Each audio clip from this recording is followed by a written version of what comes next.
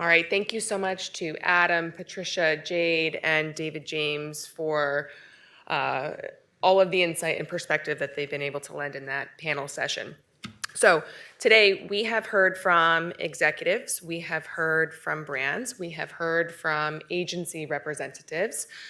And so in just a few moments here, we're going to be turning it over to the partner side so we can get into a conversation about how affiliate and partnership goes full funnel and the strategies that partners employ to really deliver that value across all stages of the consumer journey, whether they're at the very top or at the bottom. So we'll give the panelists a moment to get mic'd up here, and then I will invite them on stage. The panel session is going to be moderated by Charlie Calabrese, who's the VP of Operations at Partnerize. Well, I guess we'll get started. Thank you, everybody, for hanging out. I know it's been a few hours, so thank you, and I hope everyone's having a really great day. A panel that I have here is all going to talk about their relationship to a fuller funnel, right? How to get closer to the full funnel. I just want to sort of set expectations on what we're talking about. So a funnel, the way we talk about it, we've talked about it all day, but we sort of think about it in 3 layers, right? Top of funnel being awareness, and that's sort of where you get that first click. Mid-funnel is sort of that consideration piece where your customer's engaging with you. And then the bottom of the funnel is where you hope that that conversion or that last stop occurs, right? And I think everyone in the room has probably heard the word last click 97 times today, so thank you for hearing it a few more. But since I've probably talked too much already, why don't we let everybody here introduce themselves? If you could all kind of introduce yourself and then sort of explain your business and sort of explain how you relate to the funnel today. We'll go left to right. So Alex, you're first. Cool, thank you. Thanks for having me. My name is Alex Edelman. I'm the CEO and co-founder of a company called Lolly. We've created the leading crypto rewards platform, letting everybody easily earn Bitcoin when they shop online and in-store at over 25,000 locations, and then also letting merchants get into crypto without having to do anything.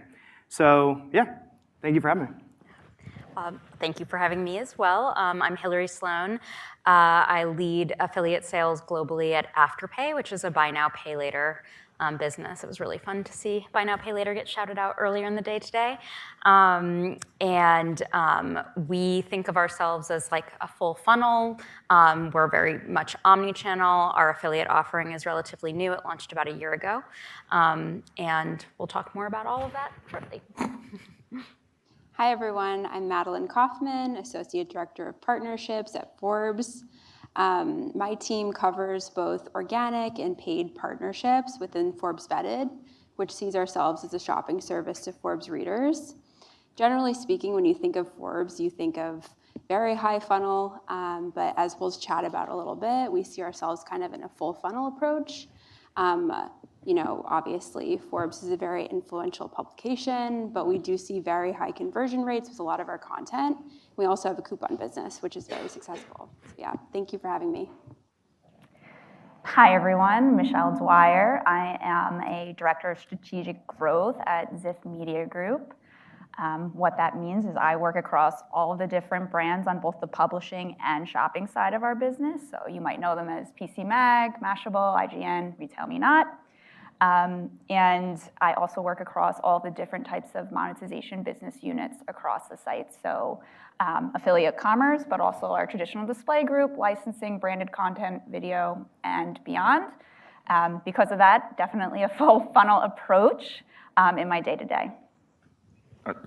Thank you all for being here. I think you all did a great job explaining yourselves as best you can in 30 seconds, so nicely done. I'm curious, do you really think, we fall into this broader category of affiliate, right? But do you think that brands really understand what you as a publisher are bringing to the table, or is there maybe a piece that they're missing on? And Madeline, I'm going to start with you because I feel like even your explanation was, yeah, don't forget, we're all over the place. We're Forbes, right? Yeah, Thanks for asking me to go first. Yeah, I mean, for us at least, like when people think of Forbes, they definitely think of top of the funnel. And for a lot of our advertisers, that's why they come to us. So for a lot of our strategic partners, they are coming to us for awareness campaigns. So whether that's Way Day, Prime Day, really, amplifying just the hype around an event before it actually is happening to, bring awareness. But we also are generating a lot of content, like I had mentioned, that are, very shoppable and are driving very high conversion rates. I think it depends on the content. But one thing that I think we're really trying to focus on, at least at Forbes, is to find other types of content that are more, playing within the different parts of the channel. So we have dedicated newsletter sends that we can send to a very targeted audience. We have SMS and push notifications, which again, a lot of our advertisers are looking to kind of have us utilize to both have as a call to action, but also to drive awareness. And our coupon business, is kind of at the bottom of that. And any sort of attribution that we may be losing out from at the top is kind of compensating from that, if that makes sense. So you've found this balance in your funnel as a sort of way to think about it. Yeah, exactly. I think for us, we've seen that advertisers are looking for a multi-dimensional approach. So whether that's a dedicated article in conjunction with, an SMS text and maybe a dedicated newsletter that includes that article, they're kind of looking for a full funnel approach to help, solve whatever they're trying to accomplish. Hillary, I'll probably throw that to you next because Sure. I know you have some thoughts on that as well. Yeah. I mean, Afterpay being primarily known as a buy now, pay later and payment solution, I think we are uniquely positioned in the space in that, a lot of our relationships are originating with partners who already have a deeply integrated relationship with Afterpay. So we're sort of closing the loop on that funnel from an affiliate perspective. But what Afterpay does for merchants is, it's all throughout the funnel. So you might see Afterpay on a PDP, a merchant PDP, or you might see Afterpay embedded within a shopping mall, just advertising or on, store windows. So we're sort of influencing that consumer from end to end. And then where the affiliate channel primarily lives is within our app. And within the app, some of the most highly engaged affiliate placements that we have are our editorial content, which is not what you would typically think of when you think of buy now, pay later. So it's been a journey for Afterpay in terms of helping to bring merchants along and partners along to understand what it is we're doing. And also, I'm always like, test with us, let's test and learn. And then we can show that value. I think it's an underrated thing. The idea of test and learn has almost like been lost in the industry, but it's so valuable. Michelle, the thoughts from Ziff? Yeah, so being within a portfolio of sites, we've got partners who sometimes know one portion of our business really well, more than the other. Sometimes they know one aspect of the business, like affiliate commerce with PC Mag or loyalty with Retail Me Not, and they don't always know all of our solutions that we have to offer.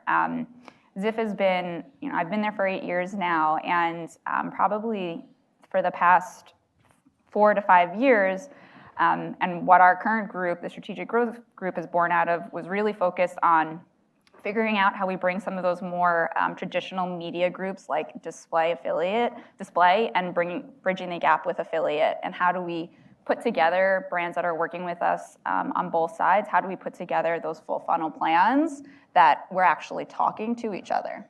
Do you find that when you sort of pair display with affiliate that rising tides lift all ships, or is it like one goes up and one goes down? Like, how does that play well? It's definitely, I would say that it's more, rising, is the latter, Everybody. is rising tides of all the ships, Yeah. for sure, it's that one, because, we definitely see how some of the marketing channels will influence other marketing channels, which is really the way that it's designed too at a brand or an organization, is it is all supposed to work together. And I think on our side, we've done a really good job of identifying the partners that are ready and interested in pulling all of those components together, so that way we do have a full funnel approach. And again, like, just in terms of how we work with partners and advertisers in one aspect versus the other is, we really do try to look at the full funnel and where the biggest opportunity is for us and for our partners. Right, so important.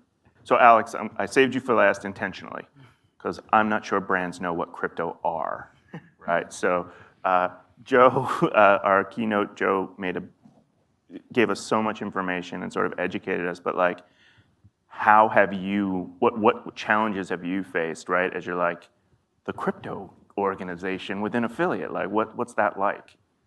Yeah, so I've been in this space for about 11 years now, and I think 4 years ago when we first started Lolly, I think there was a lot of really fun conversations about, is this Bitcoin thing, a fad? Same way, probably many people looked at it as like the internet a fad, is the email a fad.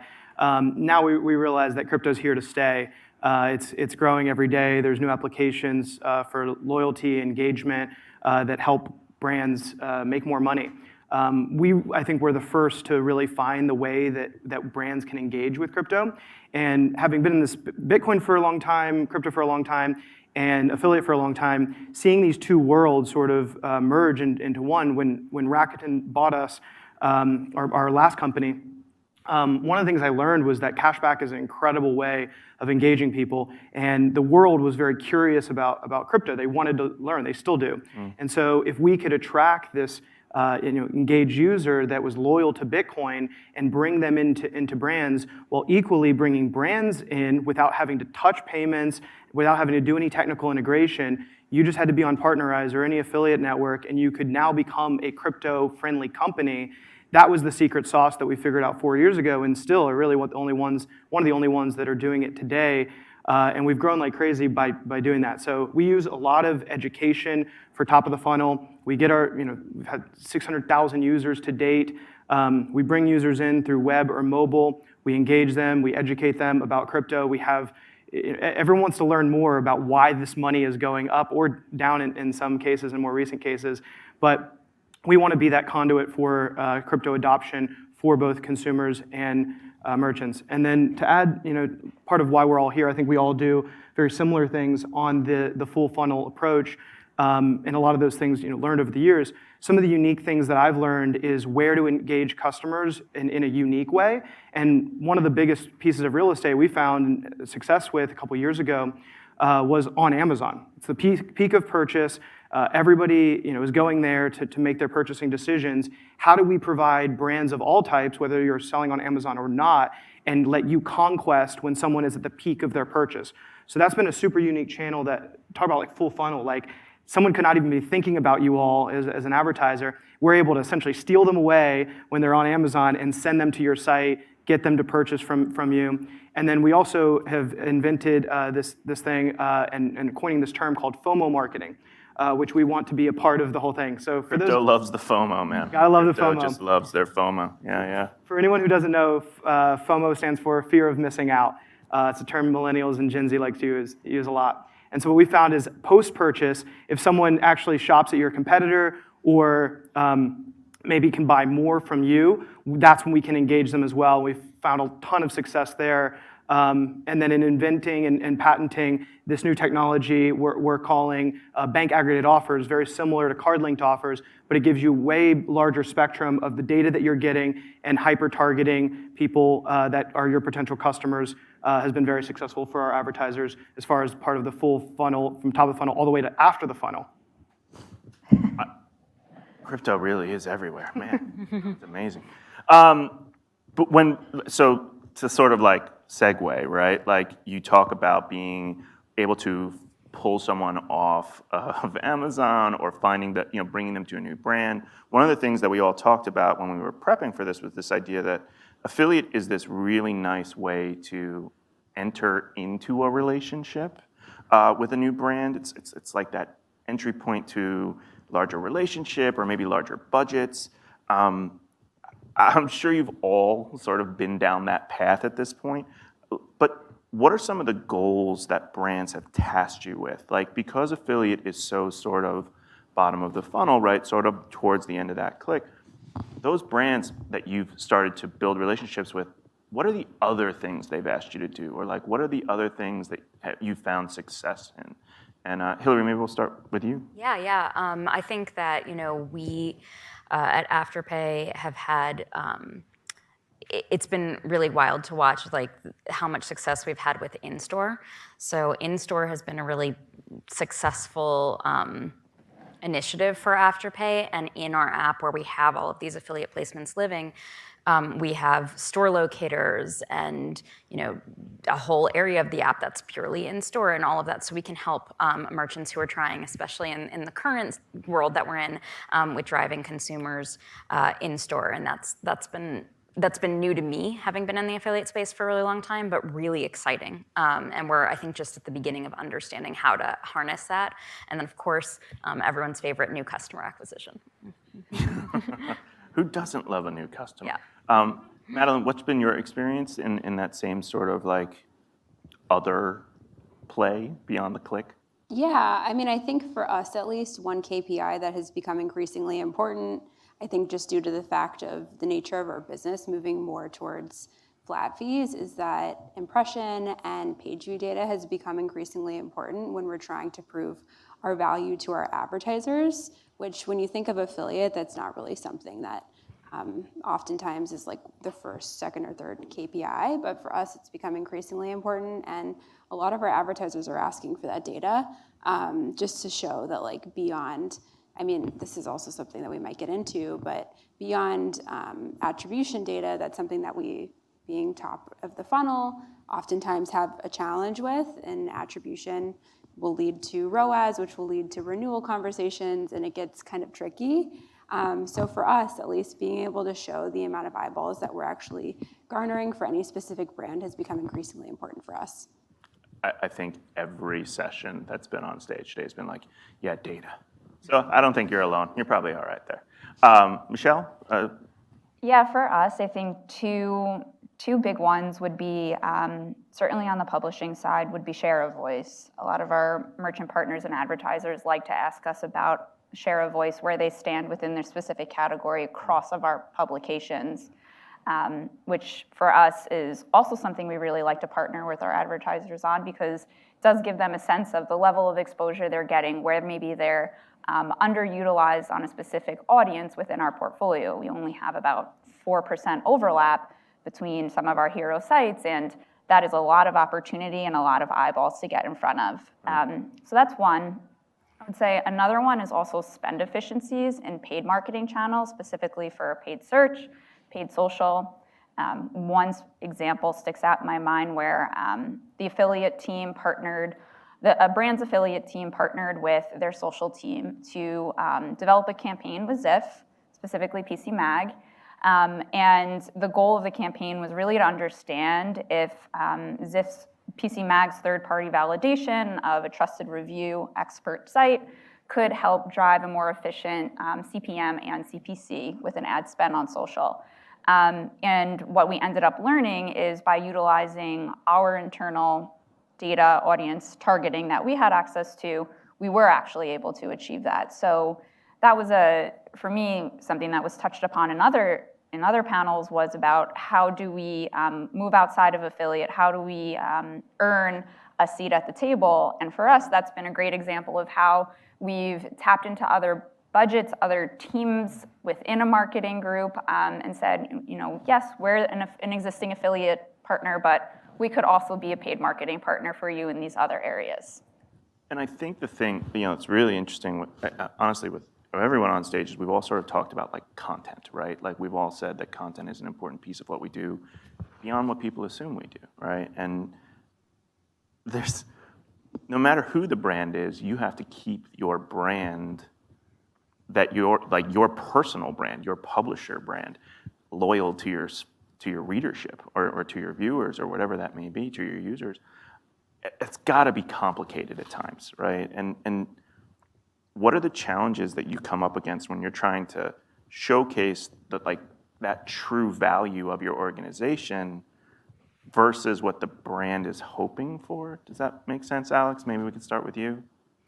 Yeah, I think a lot of brands, and kind of to answer both your earlier question and this one, a lot of brands they want to increase their AOV clearly and reach a younger customer segment. A lot of the cashback coupon users are 35 plus, and crypto naturally brings in a very young, affluent demographic. So we've been able to find this holy grail of like 18 to 35 and 3 times more valuable than the average cashback coupon user, which has been really great to be able to find for these advertisers. And then I guess the question is like, how do we balance the crypto and in our case? That has to be challenging, right? To be able to say, we don't crypto doesn't align well with ADT alarms, right? So, how do you say no to ADT, or how do you keep yourself honest to your audience? I mean, really, the nice thing about, like I said, so a traditional crypto company is going to be like a mining company, a buy or sell company, and those don't align very well. Our user is trying to earn as much Bitcoin as possible, as much crypto as possible, and they're almost looking at like a scavenger hunt. They want to see all the different places that they earn from. And with our new card-linked offer system, we know if somebody is like making a reoccurring purchase at a merchant. And so the amount of granular data that we have on our users, we can make extremely targeted recommendations. So we might not say like this person's looking for a security system, from that data, but we might say this is the profile of somebody that ADT would be targeting and has a high likelihood. And in the Amazon example I gave earlier in our new Amazon conquesting product, we would know if somebody was looking for a security system or for their home, and we would be able to target ADT. And our users just want to earn Bitcoin as much as possible. There's only 21 million of them. Fair enough, yeah. Hillary, what's on challenges that you face? I think challenges for us are a little bit. It's a little bit of a nuance and difference. I think, again, we're primarily known as buy now, pay later, value prop of increasing shopper frequency, increasing AOV through that channel, and then with affiliate and introducing affiliate into our ecosystem, being able to show that incrementality to our partners has been really crucial, and we've been really successful in doing that because essentially the product that we're offering or that we're placing these affiliate links in is new. Like the areas where these merchants are showing up are new. So that's been really fun and exciting, but it's also proven to be a bit of a challenge. I think that, there have been a handful of merchants who say, respectfully, we don't partner with buy now, pay later through the affiliate channel.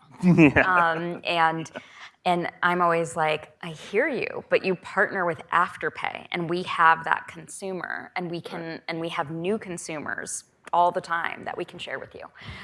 So I think that's been an interesting challenge for us, and something I always think about, and I know we talked about when we were preparing for this, is I understand why merchants think about things through that lens, but I also would say is if there's an opportunity to think about, here are my goals, here's the kind of customer I'm trying to reach, and then working with your partnerships manager at Partnerize to help reach that audience and those goals, agnostic of what the type of partner is. That's something I think I've been thinking about a lot lately.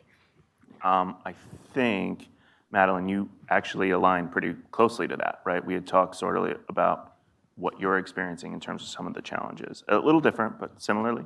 Yeah, similar but different. I would say for us, the majority of our challenges come from the fact that we are an editorial-based business, which when it comes to partnerships and marketing, partnerships and marketing, it doesn't always align because, sometimes for us at least, we'll be covering brands that we actually have no affiliate relationship whatsoever. And that's just kind of the line in the sand that our business has drawn. So for a lot of our advertisers, something that's been challenging is A, communicating that to them, but B, figuring out ways for us to work together that is incentivizing for both parties. So for us, So in 2020, it feels like forever ago, but in 2020, I launched our flat fee business. And the whole purpose of that was really to allow for advertisers with the budget to be able to buy their way in, which is something that up until this point, it was 100% based off of editorial choice, which has been a challenging conversation for some of our advertisers because they think that if they can provide a certain commission rate, then they can be included. But that's just not the way that we run our business. And for us, editorial integrity is kind of like the soul of our company. And so in no way do we ever want to compromise that. And I'm sure, Michelle, that aligns. Very Exactly. very similar story on Yeah. that front, especially when it comes on, to the editorial publishing sites. And for us, it's kind of, dual-sided, but that is what gives, any content site or any influencer, right, having that authenticity, having the expertise is what allows consumers and the audience to really trust their brand recommendations and really allows to build that trust between the brand and the consumer. And ultimately, that's why advertisers want to partner with us as well, is because we do have that trust. We do have the ear of the consumer when it comes to whatever product they may be looking for in terms of, they're in the consideration phase of the funnel, or maybe, they're on our sites and they are, open to shopping and they're more top of funnel and discovery. But then to take it a step further as well, on our side is we also look at kind of after purchase of use also, right? Like we're gonna cover content about, tips and tricks on how to use your latest iPhone, not just where to go buy said iPhone. So that's definitely similar for us. And I would say, another challenge is when we are bringing some of these full funnel approach tactic solutions together with a partner, is just having a really upfront conversation with them about what is the expectation when we do conclude the campaign, right? Are we looking at strictly a ROAS rate? Are you going to be able to communicate back to us what the new to file looks like? Or if we were able to increase or drive customers that had subsequent purchases and had a better value for you over time. So that's another part of the data puzzle, is having that upfront conversation and really trying to understand what can be shared from our side, from the advertiser's side, to define what success is going to look like at the end of a campaign. So you all are being so transparent. Thank you for that. Like, I really appreciate. I'm sure everyone here does too. So I just want to be conscious of time, because this question is like, I'm really excited to hear the answers to this. What do you wish advertisers, or maybe even if we go broader, like the industry of affiliate, what do you wish they knew? Because whether they're in the room or they're virtually here or they watch this webinar, what do you want an advertiser to know that right now they're just blind to? So Alex, and we're gonna go straight down. So Michelle, yours has to be best. Alex, we'll start with you. For one, I think this is the future of the entire advertising industry. I think we've always sort of been like a side conversation in terms of like the broader marketing strategy for most companies. And just over the last like 11 years, I made a huge career bet where I was like, I'm going to invest heavily in building companies that are in the performance marketing space, because I believe in this space. And so now I think companies are starting to see that. Partnerize has been an incredible partner for us to really prove out that thesis. And we've just continued to grow as an industry. I think where the world is going is we need better data outside of cookie data, and we need innovation there for performance marketing to continue to grow, where companies like Apple that really control the pipes of our entire space continue to make it more difficult for us to be able to communicate and partner. We need things like what we're building with card-linked offers, where we know transaction data across the board. We're card agnostic, merchant agnostic, bank, like everything agnostic. We need this holistic picture of where people are shopping, and while maintaining privacy, for us to be able to do attribution and for merchants to make more money, track better ROAS, and for us to be able to drive more sales. So I think the future of this space is card link. And we're investing extremely heavily in there.